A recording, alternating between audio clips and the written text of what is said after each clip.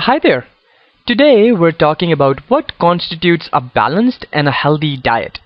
The main question that we're focusing on is which foods should we eat more of and which foods should we try and avoid. So let's get right to it. In June 2011, the United States Department of Agriculture came up with a new set of dietary guidelines called the MyPlate. By the way, you're looking at an image of that on your screen right now. Now, having analyzed this and some of USDA's previous efforts in the area, I can tell you that MyPlate is definitely better than USDA's previously released and highly criticized food pyramids. You'll find that the MyPlate guidelines are easy to understand, and I suspect that we'll be seeing this image on our food packages soon enough. So it's important for us to interpret this and go through some of the key consumer messages recommended by the USDA. So let's get right to it. The first recommendation provided by the USDA is that fruits and vegetables make half our plate.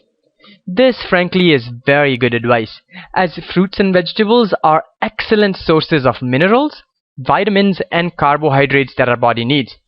Now, the amount of fruits and vegetables you need depends on your age, sex and physical activity. You can calculate the number of cups of fruits and vegetables you need on a daily basis by visiting the website choosemyplate.gov. The same link is also available in this video's description. The second recommendation provided by the USDA is that a quarter of the food on your plate come from grains, and that at least half of the grains you eat be whole grains. Now, while that is a very good start, my recommendation, which stems from the Harvard School of Public Health, is that you make all of the grains you eat whole grains.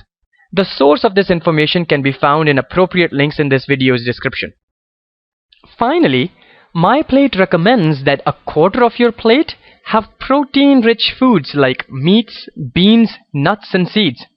Now, even though MyPlate is a major improvement on some of USDA's previous efforts in the area, it still does not reflect the latest science on healthy eating. For instance, nowhere does MyPlate highlight that beans, fish, and chicken are better protein choices than red meat. MyPlate is also silent on a large portion of the US diet that is junk.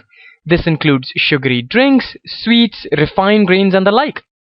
So, to give you the best advice on healthy eating, I would like to discuss with you the Healthy Eating Pyramid.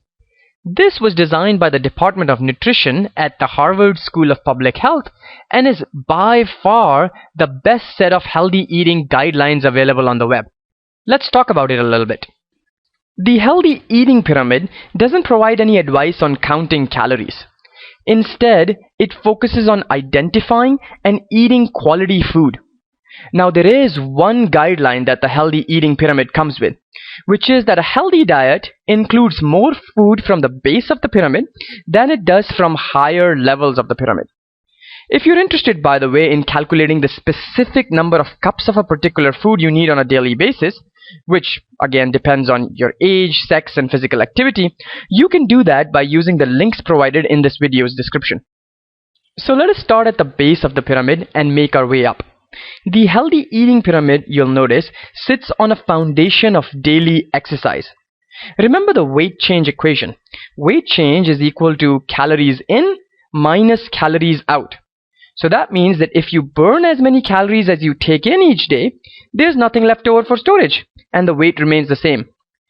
Eat more than you burn, however, and you end up adding fat and pounds. Regular exercise can help you control your weight, and it is a key part of any weight loss effort. A 30-minute brisk walk on 5 days of the week is all most people need.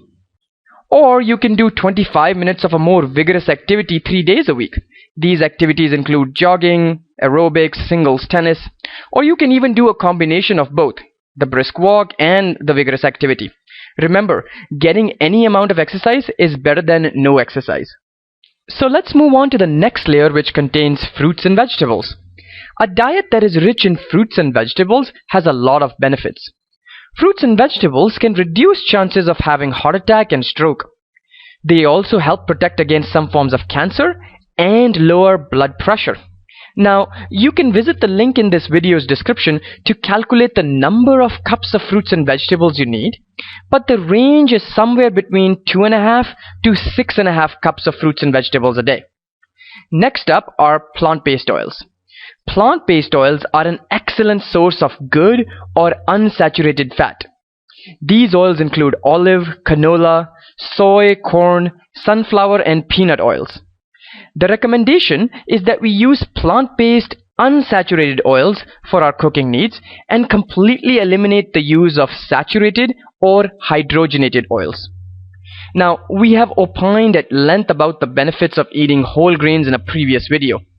We now know that our body cannot digest whole grains as quickly as it can highly processed carbohydrates like white flour. This slow digestion keeps blood sugar and insulin levels from rising and then falling too quickly. Better control of blood sugar and insulin can keep hunger at bay and may prevent the development of type 2 diabetes. Now we'll move on to the next layer, which contains some more healthy fats and proteins. Nuts and seeds have healthy fats, otherwise known as unsaturated fats, and these are good for the heart. Beans and tofu are excellent vegetarian sources of protein. So are fish, poultry, and eggs. A wealth of research now suggests that eating fish can actually reduce the risk of heart disease. Okay, so the next layer will get us into the higher levels of the pyramid. And remember the guideline. We should eat more food from the base of the pyramid than the higher levels of the pyramid. This layer highlights dairy products.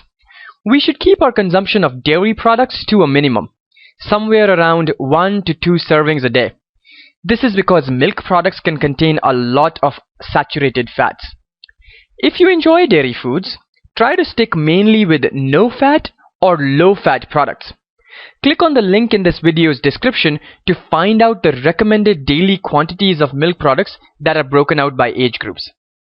At the very top of this pyramid, you will find products that are extremely unhealthy. These we should not consume at all or consume extremely sparingly. Some of these products are red meat and butter, which contain large quantities of saturated fats. Also in this layer are sugary drinks, white rice, white bread, and white pasta. These food products can lead to weight gain, diabetes, and heart disease. The salt shaker is a new addition to this layer and is based on extensive research linking high sodium diets to increased risk of heart attack and stroke. Finally, let's talk a bit about multivitamins. A daily multivitamin, multimineral supplement offers a kind of nutritional backup, especially when it includes some extra vitamin D. Now, remember that no multivitamin can in any way replace healthy eating or make up for unhealthy eating, but it can fill in the nutrient holes that can sometimes affect even the most careful eaters. Now that we've gone through the several layers in the healthy eating pyramid, I recommend that you take a printout of this slide using the link provided in this video's description and hang it to a fridge for handy reference. Okay, so now that we have all this new information courtesy of the healthy eating pyramid, let me ask you the following question, which is, what is the best way to eat healthy? Well, the answer to this question is probably the most important advice I can offer in this entire video series, which is, the best way to eat healthy is to learn to cook your own food. Now, I know that our lives are really busy and that we do not have time for cooking. But let's remember that the food we put in our bodies directly affects our health and longevity. I recall a story which was first told by the famous investor Warren Buffett. He said that if you knew that you were only going to have one car for your entire life, you would probably take really good care of it. You would change its oil and fix any engine troubles before they became major problems. You would definitely not disregard your car if you knew that that was the only car you were ever going to have. Well, just like the car, Mr. Buffett added, you only get one body for your entire life. So, clearly this story tells us that it is important for us to take care of our body and eat healthy. And the best way to eat healthy is to learn to cook your own food. This way you can choose real food, you can use healthy oils, and you can limit your sugar intake.